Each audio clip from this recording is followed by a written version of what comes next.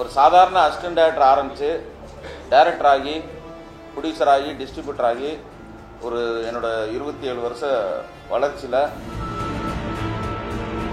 நண்பா என்ன மறந்துட்டேன் நான் எழுதின ஒரு சூப்பர் ஹிட் பாட்டு நம்ம மதுரை செல்வம்லாம் என் கூட அந்த கம்போசிங்கில் இருந்தார். அவர் ஒரு வரி சொல்கிறாரு, அந்த ஒரு வரினால இது ஏன் பாட்டுன்னு சொல்ல முடியாது. இந்த ஒரு டைட்டில் கிரெடிட் வச்சு அந்த அசிஸ்டன்ட் டைரக்டருக்கு நாளைக்கு ஃபியூச்சரில் ஒரு படம் கிடைச்சா எனக்கு அது சந்தோஷம். ஸோ அந்த மாதிரி டைட்டில் கிரெடிட்டுக்கு வந்து நான் பயப்படுறவனே கிடையாது. நீ எழுதுனல்ல வீட்டுக்கு வா, ஏன் சார் இப்படி பண்ணி கேளு, ஏன் இப்படி பின்னாடி பின்னாடி பின்னாடி வந்து பேட்டி கொடுத்துட்டே இருக்கிறேன். நான் சத்தியமா அங்கிருந்து வாக் அவுட் பண்ணல.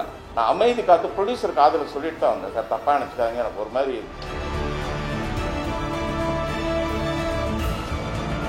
நான் 90% பாசிட்டிவ் வைப்ரேஷன்ல பிறந்தேன். காமெடி படம் பண்றோம், யாரையும் கட் பண்றதோ அந்த மாதிரி நம்ம நோக்கம் கிடையாது. யாரோ ஒருத்தர் நம்ம மேல கல் எறிவாங்க, அதுக்கு நம்ம கவலைப்பட்டு இருந்தா அடுத்த ஸ்டெப் போக முடியாது. ஒரு சாதாரண அசிஸ்டன்ட் டைரக்டர் ஆரம்பித்து டைரக்டர் ஆகி ப்ரொடியூசர் ஆகி டிஸ்ட்ரிபியூட்டர் ஆகி ஒரு என்னோட 27 வருஷ வளர்ச்சியில் என்னை ஒரு ஏணி மாதிரி இருந்து எல்லாருமே தூக்கி விட்ட உங்கள் எல்லாருக்கும் முதல்ல வருக வருகன்னு வரவேற்கிறேன். மாலை வணக்கம். இப்போ வந்து சமீபத்தில் ஜாலியோ ஜிம்கானா ப்ரெஸ் மீட் நடந்துச்சு. அந்த ப்ரெஸ் மீட்டில் நீங்களே எல்லா மீடியாவில் பார்த்துருப்பீங்க. அந்த ப்ரெஸ் மீட்டிலிருந்து சக்தி சிதம்பரம் ஓடிவிட்டார் அப்படின்னு ஒரு நியூஸ் வந்திருக்கு. நான் நீங்களே சொல்லுங்கள், இவ்வளோ பெரிய உடம்பு வச்சு ஓட முடியாது, நடந்து தான் போனேன். அதுக்கு காரணம் என்ன அப்படின்னா, அன்னைக்கு வந்து ஒரு குரூப் கேள்வி கேட்க வரல. கேள்வி கேட்டால் நான் எவ்வளோ பெரிய கேள்விக்கும் எத்தனையோ பதில் சொல்லியிருக்கோம், எத்தனையோ ப்ரெஸ் மீட் பார்த்துருக்கோம், எத்தனையோ மணி நேரம் மணிக்கணக்கில் நான் மேடையிலே பேசியிருக்கேன், எவ்வளோ நேரம் வேணால் பேசுவேன். கேள்வி கேட்டால் பதில் சொல்லலாம். ஆனால் அன்னைக்கு பிரச்சனை பண்ணணும்னு வந்தாங்க ஒரு சில பேர். அப்போ நான் வந்து ஒரு ப்ரொடியூசர் ஃபஸ்ட் டைம் அந்த படத்துக்கு வந்து ஒரு ப்ரெஸ் மீட் வைக்கிறாரு, செலவு பண்ணி வைக்கிறாரு. அந்த ப்ரெஸ் மீட்டு ஸ்பாயில் ஆகிடக்கூடாது, அது வார்த்தைகள் வந்து அவங்க பேசுகிறதுல வந்து எதுவும் அது விபரீதமாகிடக்கூடாது, பிரச்சனை ஆகிடக்கூடாதுன்றனால நான் மௌனமாக அந்த இடத்த விட்டு கலைஞ்சி பின்னாடி நம்ம பத்திரிகை நண்பர்கள்கிட்ட இதுக்கான ஒரு விளக்கம் கொடுக்கலாம் ரிலீஸ்க்கு முன்னாடின்னு சொல்லிட்டு, நாளைக்கு படம் ரிலீஸு, அந்த விளக்கத்தை தான் இப்போ நான் உங்களுக்கு கொடுக்குறேன். இப்போ என்னென்னா, நான் வந்து ஒரு 27 வருஷமாக இருக்கிறேன், ஒரு 19 படம் பண்ணியிருக்கேன். இது வரைக்கும் எனக்கு லைஃப்பில் கேரியரில் இந்த மாதிரி திருட்டு, இந்த காப்பி அடிச்சிட்டாரு, அந்த மாதிரி எந்த கெட்ட பேரும் கதையாக இருக்கட்டும் எதுவாக இருக்கட்டும் அந்த மாதிரி வந்ததே கிடையாது. 20 படம் பண்ண நான் எத்தனையோ படத்துக்கு கதை எழுதியிருக்கேன், வசனம் எழுதியிருக்கேன். என்னோடய படம் ரீமேக் வந்து சார்லி சாப்ளின் ஒரு படம் வந்து எல்லா மொழியிலையும் ரீமேக் ஆகிருக்கு. அவ்வளோ சாதனை பண்ண நான் ஒருத்தரோட பாட்டை வந்து திருடுற அளவுக்கு நான் ஒரு கேவலமானவன் சத்தியமாக கிடையாது. அது எனக்கு அவசியமே கிடையாது. பேசிக்காக நான் வந்து முட்டாள் கிடையாது. நான் நல்ல டயலாக் ரைட்டர், எத்தனையோ படங்களுக்கு வசனம் எழுதியிருக்கேன். இதில் உள்ள பாட்டெல்லாம் வந்து கிட்டத்தட்ட வசனம் மாதிரி தான் இருக்கும். அந்த மாதிரி ஒரு பாட்டை வந்து ஒரு லொல்லாகவும் ஒரு கிண்டலாகவும் நக்கலாகவும் இருக்கிறதுனால அந்த பாட்டை நானும் மியூசிக் டைரக்டரும் சேர்ந்து உட்காந்து அப்படியே தீட்டி அதை உருவாக்கணும்.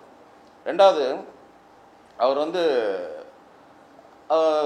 தம்பி வந்து ஜெகன் வந்து என்னுடைய தம்பி மாதிரி தான். அந்த படத்தில் வந்து ப்ரொடக்ஷனில் இருக்கார். அவரை நான் இதுவெல்லாம் சொல்லலை, ஆர்வக்கோளாறு ஏதோ வந்து பண்ணுறாரு. அவர் வந்து ப்ரொடியூசர் சொன்னார், இந்த மாதிரி வந்து அவருக்கு பாட்டு எழுதுகிற வாய்ப்பு கொடுங்க அப்படின்னு சொன்னார். நானும் சரி ஓகே, அவர் எழுதின கவிதை புக்கெல்லாம் காமிச்சார். நானும் அதை ஆனஸ்ட்டாக அக்செப்ட் பண்ணிவிட்டு அப்போ ஆனந்த விகடன் வந்து அப்போ வந்து ஒரு நியூஸ் கொடுக்குறோம். அந்த நியூஸில் வந்து அப்போ அந்த படத்துக்கு டைட்டிலே வந்து செஸ், படம் பேர் அப்போ செஸ். அப்போ மியூசிக் டைரக்டர் வந்து சாம் சிஎஸ். அப்போ வந்து இவர் எல்லா பாட்டும் எழுதுறாரு, இதில் பர்டிகுலராக ஒரு பாட்டு எழுதுறாரு. நம்ம பூஸ்ட் பண்ணி அன்னைக்கு தேதியில் ஒரு நியூஸ் சொல்கிறோம். இப்போ எத்தனையோ படத்தில் வந்து ஒரு நியூஸ் வரும், அதில் இப்போ சாம் சிஎஸ்ன்னு வந்திருக்கு. அப்போ சாம் சிஎஸ் வந்து இப்போ இந்த படத்துக்கு நான் தான் மியூசிக் டைரக்டர்னு வர முடியுமா? எத்தனையோ படங்கள், எத்தனையோ அது வந்து மாற்றங்கள் வரும். நான் வந்து அதே மாதிரி இந்த படத்துக்கு வந்து சினேகன் பாட்டு எழுதியிருக்காரு, விவேகா பாட்டு, அதெல்லாம் வந்து எனக்கு செட் ஆகலை. அவங்க நல்ல கவிஞர்கள். ஆனால் இந்த படத்துக்கு இந்த சிச்சுவேஷனுக்கு சினேகன்ட்ட கேளுங்க, நீங்கள் விவேகாட்ட கேளுங்க, செட் ஆகாமல் எனக்கு என் கதைக்கு என்னோட பாட்டோட மூடுக்கு அஸ் எ டைரக்டராக எனக்கு எது விரும்புகிறோமோ அதான் வைக்க முடியும். ஸோ அவர் எழுதுன செட் ஆகலை. நான் அவரை தப்பு சொல்ல, அவருக்கு திறமை இல்லைன்னோ நான் அவரை எந்த விதத்தில் நான் குறைச்சி மதிப்பில்லை. எனக்கு என் கதைக்கு அது செட் ஆகலை. எனக்கு செட் ஆகுற மாதிரி நான் எழுதிக்கிட்டேன். நானும் மியூசிக் டேரக்டராக அண்டர்ஸ்டாண்டிங்கோட ஒர்க் பண்ணிக்கிட்டோம். நீங்கள் மியூசிக் டேரக்டரை கேளுங்க, ஒவ்வொரு வரியும் இதில் வந்து இப்போ ஒரு உதாரணம் சொல்கிறேன். அவர் என் கூட இருந்தார். எனக்கு வந்து இப்போ ஒரு உதாரணம் சொன்னால், ஒரு கதை பண்ணுறோம், அதில் 4 அசிஸ்டன்ட் டேரக்டர் வராங்க. இப்போ நம்ம பெருத்துளசி பழனிவண்ணன் இருக்கார். இப்போ இந்த கதை, இதே கதைக்கு வந்து ஸ்டோரி டிஸ்கஷனுக்குன்னு கூப்பிட்றோம். ஒரு கதையை நான் உருவாக்குறேன். எப்போயுமே ஒரு கதை பண்ணும்போது ஒரு 10 பேர்கிட்ட அது கலந்துரையாடல் பண்ணுவோம். இது ஒரு கதையை நான் உருவாக்குறேன். அப்போ பெருத்துளசி பழனிவண்ணன் கூப்பிட்றேன். அவர் வந்து ஒரு சீன் சொல்கிறார், 2 சீன் சொல்கிறார். ஓகே, அந்த சீன் படத்தில் கூட வரலாம். ஆனால் அதுக்காக இது ஏன் கதை நான் ஒரு சொல்ல முடியாது. அதே மாதிரி இப்போ நம்ம நண்பா என்ன மறந்துட்டேன் நான் எழுதின ஒரு சூப்பர் ஹிட் பாட்டு, நம்ம மதுரை செல்வம்லாம் என் கூட அந்த கம்போசிங்கில் இருந்தார். அவர் ஒரு வரி சொல்கிறாரு. அந்த ஒரு வரினால இது ஏன் பாட்டுன்னு சொல்ல முடியாது. இப்போ மியூசிக் டேரக்டர் அஸ்வினே இதில் 4-5 வரி சொல்லியிருக்காரு. புட்டு புட்டு விற்கிறா சிட்டு சிட்டுன்னு சொல்லியிருக்காரு. இந்த வரிக்காக அவர் வந்து இந்த பாட்டை சொந்தம் கொண்டாட முடியாது. அது மாதிரி இவர் 1-2 வரிகள் சொல்லியிருக்காரு. நான் அது மறுக்கலை. 1-2 பாட்டில் வந்து 1-2 வரி சொல்லியிருக்காரு. ஆனால் இந்த படத்தில் அவரை நான் நடிக்க வச்சுருக்கேன். இந்த படத்தில் அவரும் எனக்கு சப்போர்ட் பண்ணியிருக்காரு, நானும் பதிலுக்கு அவருக்கு சப்போர்ட் பண்ணியிருக்கேன். ஆனால் பாடல் என்பது இதில் இருக்கிற ஒவ்வொரு வரியும் நான் இரவு பகலாக நான் வந்து வாட்ஸ்அப்பில் அனுப்பி நைட்டு 12 மணிக்கு, இப்போ கடைசியாக ரீரிகார்டிங் பண்ணும்போது கூட மியூசிக் டேரக்டர் வந்து ஒரு பாட்டு போடலான்னு சொல்லிட்டு, அந்த பிரபுதேவா சாரோட டெட் பாடியில் ஒரு சாங் போடணும்னு சொல்லிட்டு நைட்டு 12 மணிக்கு அவருக்கு வந்து 4 கவிதை எழுதி அனுப்புகிறேன். 4 வரி தான் பாட்டு, ஆனால் 4 ஆப்ஷன்ஸ் அனுப்புகிறேன். நான் ஐம் நாட் ஏ ஃபூல். நான் வந்து எனக்கு தெரியும் இந்த படத்துக்கு இந்த கதையை வந்து 3 வருஷமாக உருவாக்குறேன். இதில் என்னென்ன பண்ணணும் எல்லாமே எனக்கு தெரியும். அதனால் யார்கிட்டையும் வாங்கி அப்புறம் சார் நான் எல்லாத்தையும் லைஃப்பில் பார்த்தாச்சு.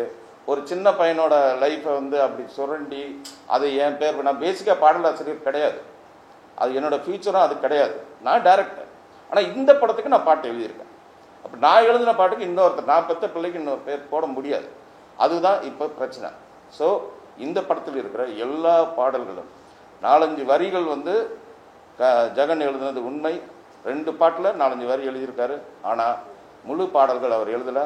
நான் இன்னும் ஆனஸ்டாக சொன்னேன், அந்த 2 பாட்டுக்கு வேணும் பேர் போட்டிருந்தேன். இல்லைன்னு எனக்கு போட்டால் எல்லாம் நீங்கள் முதல்ல ஒரு ஸ்டேட்மெண்ட், சரி நான் சொன்னேன்றதுக்காக பண்ண முடியாதுல்ல, நீ அதுக்கு ப்ரூவ் பண்ணலையே, நீ ஃபியூச்சரில் ப்ரூவ் பண்ணு, நீ புத்திசாலி இருந்தால் பின்னாடி ப்ரூவ் பண்ணு. இதில் பண்ணாததுக்கு நான் அந்த கிரெடிட் கொடுக்க முடியாது. இப்போ நான் எப்போவுமே ரொம்ப லைஃப்பில் ரொம்ப அடிபட்டு வந்தவன்.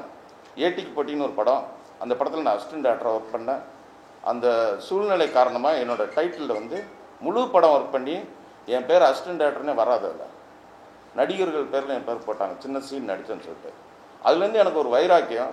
என் படத்தில் அசிஸ்டன்ட் டேரக்டராக ஒரு நாள் ஒர்க் பண்ணால் கூட அவங்க பேரை டைட்டில் கிரெடிட் போடுவேன்.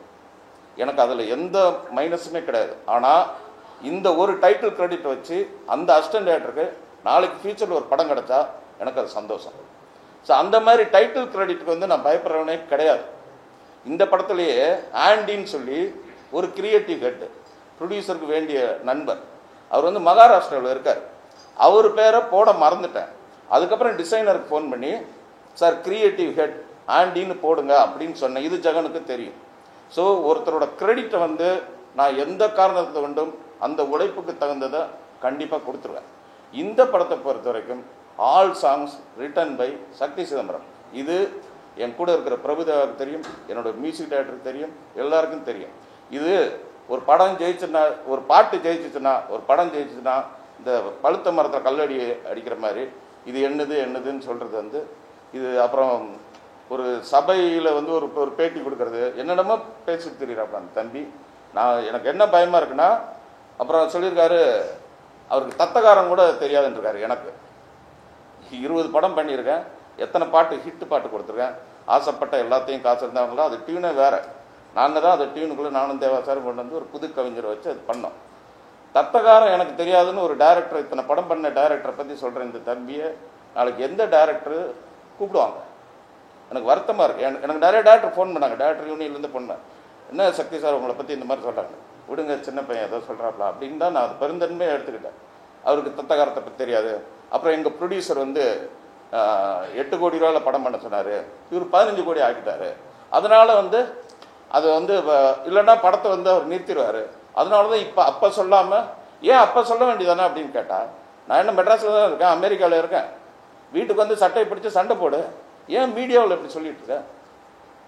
நான் இங்கே தானே இருக்கேன், நீ எழுதுனல்ல, வீட்டுக்கு வா, ஏன் சார் இப்படி பண்ணி கேளு, ஏன் இப்படி பின்னாடி பின்னாடி பின்னாடி வந்து பேட்டி கொடுத்துட்டே இருக்கிற? உண்மையிலே நீ அதை எழுதியிருந்தா வீட்டுக்கு வந்து நேரடியாக நான் தான் எழுதுறேன்னு ஆர்த்தன்டிக்காக சொல்ல வேண்டியதானே? சொல்ல முடியாது, ஏன்னா அதில் உண்மை இல்லை, அதுதான் உண்மை. அதனால தான் இந்த மாதிரி பேட்டி கொடுக்கறது, பத்திரிக்கை அவருக்கு வேண்டி ஒரு 4-5 பேரை செட் பண்ணுறது, அதுக்கு ஒரு கமெண்ட்ஸ் போடுறது, இதெல்லாம் ரொம்ப கீழ்த்தரமாக இருக்குது, ரொம்ப மனசு வருத்தமாக இருக்குது. நீ போராடி ஜெயிச்சு வா, நீ உன்னோட இதை அப்படி. நான் சத்தியமாக என் குழந்தை மேலே ஆணையாக சொல்கிறேன், இன்னொருத்தர் எழுதின பாட்டுக்கு நான் கண்டிப்பாக பேர் போடலை. இது வந்து என்னை சேர்ந்த எல்லாருக்கும் தெரியும். நான் அந்த சாகிற வரைக்கும் சினிமாவில் இருப்பேன், ஐ லவ் சினிமா. அந்த மாதிரி ஒரு 3rd கிரேடான கேரக்டர் நான் சத்தியமாக கிடையாது. ஒரு பேர் போடுறதுல எனக்கு இது கிடையாது. ஆனால் இதையே ஒரு நாகரிகமாக என்கிட்ட வந்து பர்சனலாக ஏதாவது கேட்டிருந்தா கூட நான் எதாவது, நீ மீடியாவை கூப்பிட்டு நீ அசிங்கப்படுத்துறது, அப்புறம் வந்து 8 கோடி படத்தை வந்து 8 கோடி எப்படிங்க 15 கோடி ஆக முடியும்? எனக்கு இது வரைக்கும் அந்த மாதிரி ஏதாவது கெட்ட பேர் இருக்கா? சக்தி சிதம்பரம் வந்து ஒரு ஷார்ட் டைமில் படத்தை முடிச்சிருவார், ஒரு காமெடி படம், இதுதான் நான் வாங்கியிருக்கேன். படம் வந்து 18-19 படம் பண்ணியிருக்கேன், 10 படம் ஹிட்டு, 4 படம் ஆவரேஜ், 4 படம் ஃப்ளாப். ஸோ ஒரு லைம் லைட்டில் இருந்துக்கிட்டே இருக்கேன். என் கூட இருக்க நிறைய டேரக்டர் இல்லை, ஆனால் இன்னைக்கு நான் படம் பண்ணிகிட்டு இருக்கேன், நான் உழைச்சிக்கிட்டே இருக்கிறேன், நான் ஓயிறதே இல்லை. என்னைய வந்து சும்மா வந்து ஒரு ஒரு இதில் உட்காந்துக்கிட்டு அப்படியே வந்து பேட்டி கொடுக்குறது, இந்த மாதிரி இதெல்லாம் வந்து மனசு ரொம்ப கஷ்டமாக இருக்குது. இதை நான் உங்களோட ஷேர் பண்ணிக்கிறதுக்காக தான் உங்களை நான் வர சொல்லியிருக்கேன் சார். இதுதான் சார் உண்மையை நடந்தது.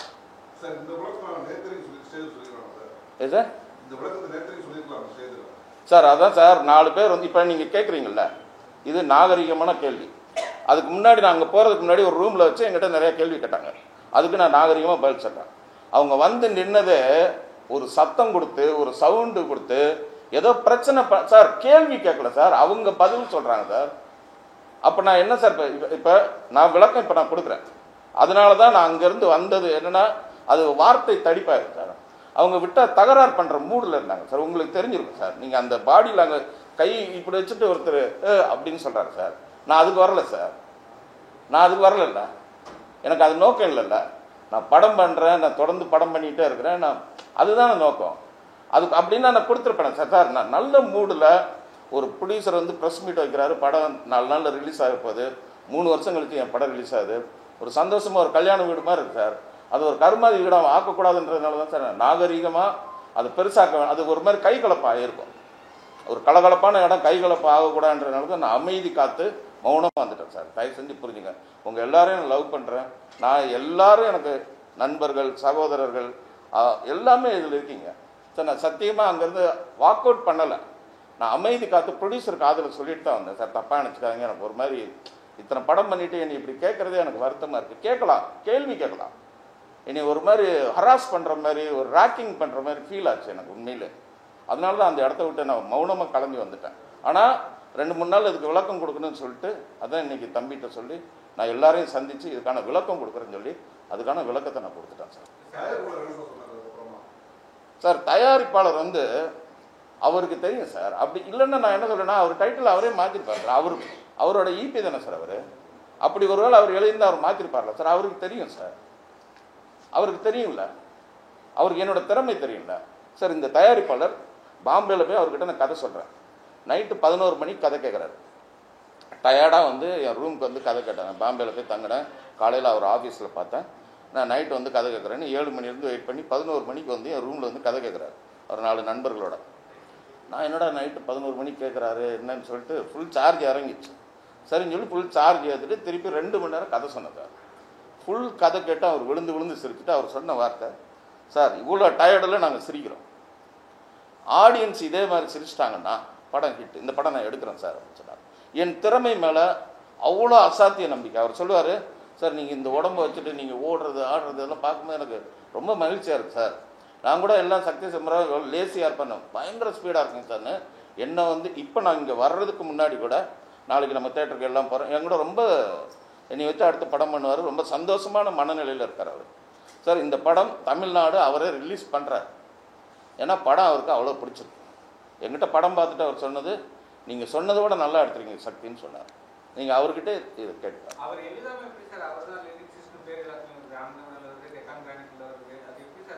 சார் அதே இப்போ நான் சொன்னேன் சார், ஆனந்த விகடனில் வந்து நான் கொடுத்த பேட்டி தான் சார். இப்போ செஸ்ன்னு தான் அதுக்கு டைட்டில் வச்சோம் சார். சாம் சிஎஸ் தான் அதுக்கு மியூசிக் சார். முதல்ல எல்லா பேருமே மாறி இருக்கும். முதல்ல தேவயானி நடிக்கிறதா இருந்துச்சு, நிறையா மாற்றங்கள் இருக்கும். கேஎஸ் ரவிக்குமார் நடிக்கிறாரு, அந்த கேரக்டர் இப்போ நான் நடிச்சிருக்கேன். அந்த மாதிரி கொடுத்ததுல அது வந்திருக்கு, அவ்வளோதான். அதான் சார், அதுதான் டெக்கான் கிரானிக்கல் சார். எதில் கொடுத்துருந்தேன் நான் தான் சொல்கிறேனே, அதே நான் தானே கொடுத்தேன். அப்போ நான் அது ஓகேன்னா ஓகே பண்ணிடுவேன்ல, ஓகே இல்லைல்ல, அதுதானே இவ்வளோ நேரம் நான் விளக்கம் சொல்லியிருக்கேன் சார். அது வந்துருச்சுங்கிறதுக்காக அது இது கிடையாது சார். அது இப்போ ஒரு படத்தில் உங்களுக்கே தெரியும், இந்த படத்தில் இந்த ஹீரோ நடிக்கிறான்னு வரும். கொஞ்ச நாள் கழிச்சு இப்போ வணங்கான்னு ஒரு படம், அது வந்து முதல்ல யார் ஹீரோன்னு உங்களுக்கு தெரியும், அதுக்கப்புறம் இப்போ யார் ஹீரோன்னு தெரியும். இப்போ அதுக்காக சூர்யா சார் வந்து ஏன் இதுன்னு அப்படி அது இல்லைல்ல. சினிமா ஃபைனலாக எண்டு ப்ராஜெக்ட் ப்ராடக்ட் என்னங்கிறத வச்சு தான் இருக்குது. எண்டில் ஒரு டைரக்டர் என்ன டிசைட் பண்ணுறான்றதே இருக்குது. நான் இத்தனை படம் பண்ணியிருக்கேன், என்னோடய டெசிஷன் இது. எனக்கு இந்த பாட்டு இப்படி இருந்தால் கரெக்டாக இருக்கும், ஆடியன்ஸ் ரீச் ஆகும்னு எனக்கு ஒரு மைலேஜ், எனக்கு ஒரு ஆடியன்ஸோட பல்ஸுக்கு நான் பண்ணியிருக்கேன்.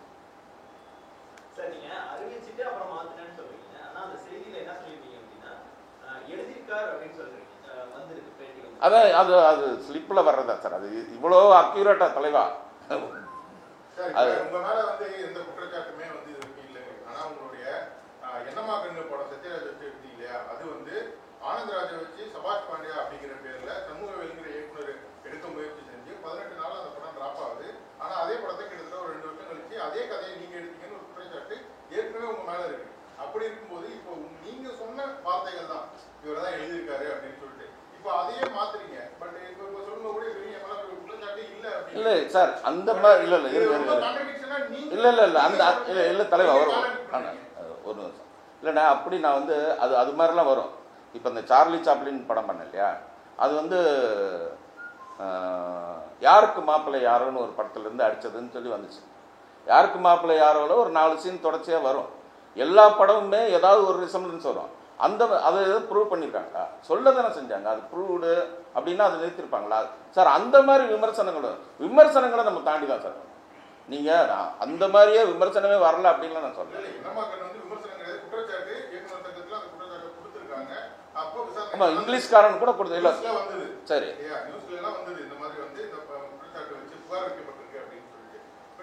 அந்த புகார் நிரூபிக்கப்படலையா சார்?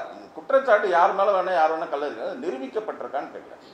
அது நிரூபிக்கப்பட்டு இல்லை, இது அவரோட கத்தின்னு ஒரு படம் வந்துச்சு, அதில் ஒரு இது அது வந்து உங்களுக்கு தெரியும், அவரோட கதைன்னு சொல்லி அது அதுக்கு செட்டில்மெண்ட் அந்த மாதிரி ஆயிருக்கான்னு கேட்குறேன். இப்போ சர்க்காருன்னு அந்த மாதிரி ஆகலை எனக்கு. நான் 90% பாசிட்டிவ் வைப்ரேஷனில் பிறந்தது. காமெடி படம் பண்ணுறோம், யாரையும் கட் பண்ணுறது அந்த மாதிரி நமக்கு நோக்கம் கிடையாது. யாரோ ஒருத்தர் நம்ம மேலே கல்லறிவாங்க, அதுக்கு நம்ம கவலைப்பட்டுட்டு இருந்தால் அடுத்த ஸ்டெப் போக முடியாது. எனக்கு எவ்வளோ அப் அண்ட் டவுன்ஸ் இருந்திருப்பாங்க. நீங்கள் யோசிச்சு பாருங்கள், காவலன்னு ஒரு படம் பண்ணோம், அதில் அப்படியே பெரிய சர்க்கிள் நான் சேர்த்து சின்ன சின்ன காசெல்லாம் மொத்தமாக விட்டோம். திருப்பி டைரக்டர் ஆகி போராடிக்கிட்டே இருக்கேன். ஸ்டில் நான் போராடி ஏதோ ஒன்று பண்ணிக்கிட்டே தான் இருக்கேன். அதில் சில நீங்கள் சொன்ன மாதிரி வரதான் செய்யும், அதுக்காக நம்ம ஃபேஸ் பண்ணி தான் ஆகணும். எப்படி அதான் நான் சொல்கிறேன்ல. இப்போ அவருக்கு நான் ஏற்கனவே அந்த மாதிரி ஒன்று சொல்லியிருக்கோம். அவரு கூட இருந்து 2-3 வரி சொல்லியிருக்காரு, அதெல்லாம் நான் இல்லைன்னு சொல்லலையே. நான் மொத்த பாடல்கள்னு போட முடியாதுன்னு தானே இப்போ பிரச்சனை சார். அவரு இல்லை சார், அவர் வந்து இந்த கான்ட்ரவர்சிக்குள்ளே வரமாட்டார் சார். பிரபுதேவா உங்களுக்கு தெரியும், அந்த அவர் தான் எழுதினாருன்னு ஒரு மேடையில் வச்சு அப்படி சொல்ல முடியாதுல்ல. அவர் ப்ரொடக்ஷன் சார் இல்லை இல்லை அப்படி இல்லை சார். சார் ஒரு பப்ளிக் ஸ்டேஜில் வச்சு அவரை இது பண்ணி அப்படி ஏற்கனவே அங்கே பிரச்சனை போயிட்டுருக்கு, அப்புறம் திருப்பி அவரை கத்துவாங்க. அவர் அந்த சவுண்டை அவர் வந்து அதை ஆஃப் பண்ணி அடுத்த மூடுக்கு எடுத்துகிட்டு போயிட்டுருக்காரு. அதை கூட நான் வெளியில் வந்து வீடியோவில் தான் பார்த்தேன், நான் வெளியில் வந்துட்டேன். அவர் வந்து அதை கொஞ்சம் கூல் பண்ணி அவர் ஏதோ ஒரு வார்த்தை சொன்னார், இது பேச வேண்டிய இடம் இல்லைன்னு சொன்னதுக்கே அதுக்கே கத்துனாங்க. அதுக்கப்புறம் அவர் ரூட்டை மாற்றி போயிட்டார்.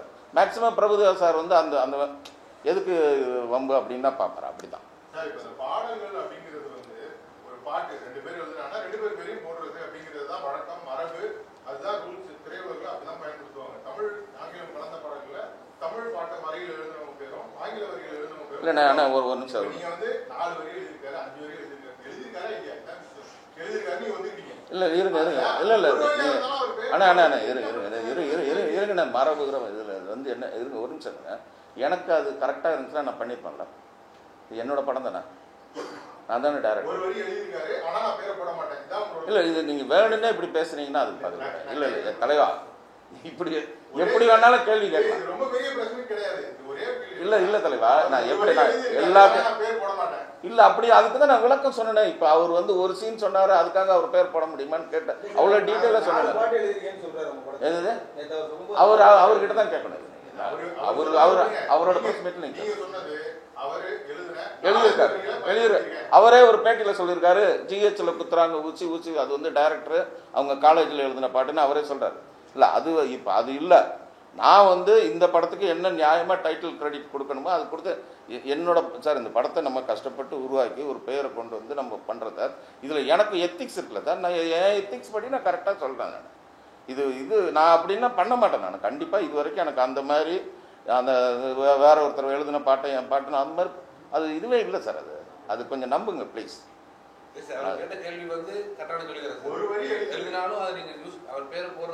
இல்லையா அப்ப அதுக்குதான் அது அவ்வளவு குழந்தைக்கு சொன்ன மாதிரி சொன்னேன். அவர் ஒரு சீன் சொன்னா அப்ப வந்து கதை போடுவீங்களான்னு கேட்கறேன். இல்ல இப்ப அதான் சொன்ன மதுரை செல்வம் வந்து நண்பா என்ன மறந்துட்டால 4 வரி சொல்லியிருக்காரு சார். அது என்னோட இஷ்டம்.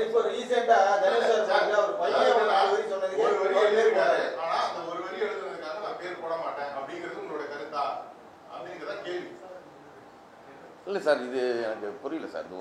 ஒரு வரி எழுதியிருக்காங்க ஒத்துக்கிறாங்க. அப்போ பாட்டில் வந்து ஒரு வரி எழுதியவர்னு போடணுமா? இந்த பாடலில் ஒரு வரி எழுதியவர்னு போடணுமா?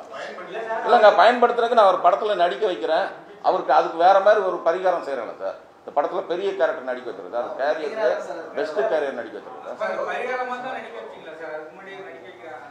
அண்ணே என்னண்ணே ஒரு விளக்க இது பண்ணுறேன், திருப்பியும் அது கான்ட்ரவர்சியாக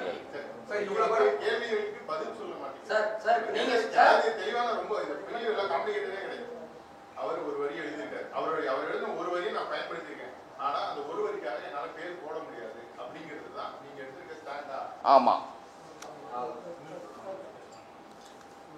வேற ஏதாவது கேள்வி? படத்துல ஈபி அவர் வேண்டான்னு சொல்லிட்டார். நீங்க இவ்வளவு படம் பண்ணிருக்கீங்க, நிறைய பேர் வந்து விட்டுருக்கீங்க, இந்த ஒரு சாங்காக நீங்க விட்டு கொடுக்க மாட்டீங்க, எதனால, என்ன ரீசன்? இல்ல விட்டு கொடுக்கல சார், நான் எழுதின பாட்டுக்கு நான் என் பேரை போட்டேன். இல்ல வளரும் கலைஞர் அப்படி நான் எழுது என் உழைப்புக்கு நான் இன்னொருத்தர் பேர் நான் இது ஒவ்வொரு வரியும் நான் எழுதுன்னு எழுத்து சார். இது ஏன் விட்டு கொடுங்கன்னு சொன்னா இது என்ன பேச்சு? அப்ப யாரோ ஒருத்தர் ஒரு அசிஸ்டன்ட் டைரக்டர் கஷ்டப்படுறேன் நீ டைரக்ஷன் பேர் போட்டுக்கன்னு சொல்ல முடியுமா? இது எனக்கு தானே சார் தெரியும், அந்த வழி என்னன்னு எனக்கு தெரியும். நான் பாட்டை எழுதியிருக்கேன். அது எது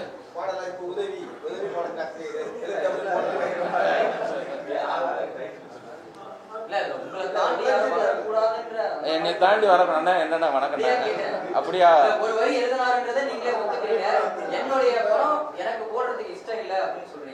சார்? இது என்ன சார் ஒரு வரி எழுதினாருன்றதை ஒத்துக்கிறேன் சார். தனி மனித விரோதம்லாம் அவர் மேல அந்த தம்பி வளரக்கூடாதுன்னு நான் நினைக்கிறவனே கிடையாது.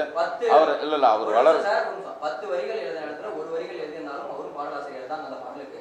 அப்படி இருக்கும்போது 9 வரி எழுதினா நான் பெருசு, ஒரு வரி எழுதினா ஒரு சின்னதுன்னு நீங்க உங்களுடைய பாயிண்ட் ஆஃப் வியூல சொல்றீங்க. ஆனா எழுதினது எங்களை பொறுத்த வரைக்கும் 2 பேரும் பாடலாசிரியர் தான் அப்படின்றது எங்களுடைய கருத்து. அது கூட உங்களுக்கு விருப்பம் இல்லை அப்படின்றப்போ உங்களுக்கு வந்து அதை தாண்டி அவர் வளரக்கூடாது, என் பேர் தான் இருக்கணும்னு நீங்க நினைக்கிறீங்கன்னா அவர் வளரக்கூடாதுன்னு நான் சொன்னேன்.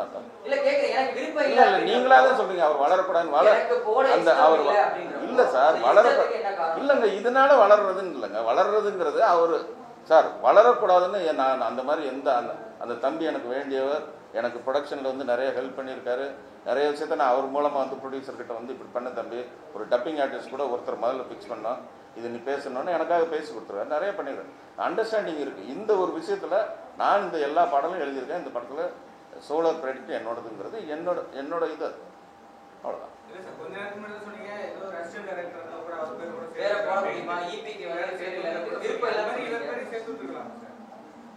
இல்லை ஏன் இது இவ்வளோ தலைவா?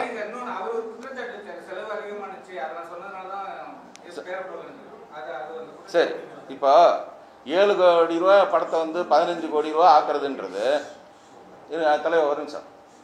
7 கோடி ரூபா படத்தை 15 கோடி ரூபா நான் ஆக்குற வரைக்கும் என்ன பண்ணிட்டு இருப்பாங்க? சும்மா இருப்பாங்களா? சொல்லுங்க. சொல்லுங்க. ஒரு ஈபி வந்து சும்மா இருப்பாரா?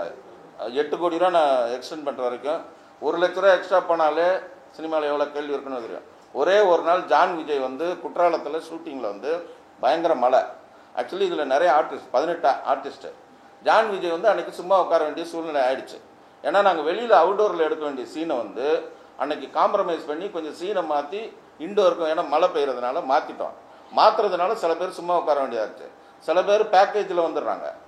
ஜான் விஜய் வந்து பர் டே பேசிஸில் வர்றாரு. அவருக்கு ஒரு நாளைக்கு 1 லேக், அவர் சும்மா உட்காந்துருக்காரு. இதை வந்து ஃபோட்டோ எடுத்து ப்ரொடியூசருக்கு அனுப்பி 1 லேக் லாஸ் ஆகிடுச்சுன்னு சொல்லி ப்ரொடியூசர் எனக்கு மெசேஜ் போட்டு வாட் ஹேப்பன்னு அனுப்புகிறாரு. சார் இந்த மாதிரி அதுக்கப்புறம் நான் எக்ஸல் நைட்டு ஷூட்டிங் முடிஞ்சதுக்கப்புறம் அவர்கிட்ட ஏன்னா ஒரே வரியில் சொல்ல முடியாது. இல்லை சார் இன்றைக்கி எடுக்க வேண்டிய சீன் எடுக்கலை, சீன் மாற்றிட்டோம், இல்லைன்னா நம்ம எல்லாம் சும்மா உட்காந்துருக்கணும். ஒரு நாளைக்கு 5 லட்ச ரூபா வேஸ்ட் ஆகும். 5 லட்சத்தை கம்பேர் பண்ணும்போது 1 லட்சம் ஆகும். இவ்வளோ பர்ஃபெக்டாக இருக்கிறவங்க 7 கோடி படத்தை 15 கோடி ஆக்கிறவங்க சும்மா இருப்பாங்களா சார்? இந்த படத்தோட ப்ரொடியூசர் ஃபஸ்ட்டு நான் சொன்ன பட்ஜெட்டை விட அவரே இப்போ முதல்ல வந்து கதை சொல்லும்போது யோகி பாபு கிடையாது. நான் சொல்கிறேன், இது ஒரு search father character, Yogi Babu பண்ணால் சூப்பராக இருக்கும்னு தெரியல. அப்படியா சூப்பராக இருக்குமா? எவ்வளோ கேட்பாரு? எனக்காக கொஞ்சம் கம்மி பண்ணிவேன், பண்ணுங்க.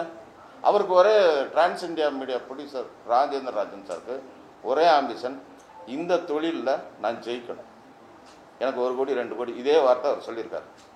அவர் ஒரு பேட்டியிலே சொல்லியிருக்காரு. நான் வந்து சித்ராலட்சுமணன் சாரோட ஒரு பேட்டியில் அவர் சொல்லியிருக்காரு, நான் வந்து என் தொழிலில் நான் கிங்கு, சினிமாவில் நான் ஜெயிக்கணும், எனக்கு 1 கோடி 2 கோடி மேட்டரில்லை. சக்தி சிதம்பரம் என்கிட்ட நான் முதல்ல சொன்னேன், சார் இது நல்லா பண்ணால் பெருசாக வரும். இதே இப்போ குற்றாலம் தென்காசின்னு எடுக்கிறோம் கதை சொல்லும்போது, அதே வந்து ஏன் இந்த டெட் பாடி வச்சு நீங்கள் வந்து மெட்ராஸில் எடுக்கலாமான்னு அவர் கேட்கலாம். ஆனால் அவர் கேட்கல, அவர் நல்லா பண்ணுங்க தான் சொன்னார். இது தேவை 7லேருந்து 15 அப்படிலாம் சினிமா நடக்காது. இது ஒரு அபாண்டமான குற்றச்சாட்டு. எனக்கு அந்த மாதிரி எந்த படத்துலையும் கிடையாது. நான் வந்து சார்லி சாப்ளின் 2ன்னு ஒரு படம், அது வந்து நீங்கள் சிவா சாருக்கு ஃபோன் பண்ணி, சிவா சார் அம்மாக்கு அவருக்கே ஃபோன் பண்ணி கேளுங்க. அந்த படம் நான் ஃபஸ்ட்டு கொடுத்த பட்ஜெட் வந்து இது சொல்லலாமே என்னன்னு தெரில, ஃபஸ்ட்டு கொடுத்தது 11 கோடி ரூபா பட்ஜெட்டு. ஆனால் நான் பண்ணி முடித்தது 9.5. இதுக்காக எனக்கு 10 லட்ச ரூபா எக்ஸ்ட்ரா கொடுத்துருக்காரு. நீங்கள் அம்மா கிரியேஷன் சிவா சாருக்கு யார் வேணாலும் ஃபோன் பண்ணி கேளுங்க. அப்படி நான் நல்ல பேர் வாங்கினதுனால தான் ஒரு படம் ஓடுதோ சார், எனக்கு வரிசை 2-3 படங்கள் கூட ஓடல சார். அப்போ நான் தொடர்ந்து படம் பண்ணுறது என்னோட கேரக்டருக்காக தான் சார் கொடுக்குறாங்க. சரி ஓகே, அவன் சின்சியராக படம் பண்ணுவான் அப்படின்ட்டு தான் சார் கொடுக்குறாங்க. அதனால் இந்த குற்றச்சாட்டு எனக்கு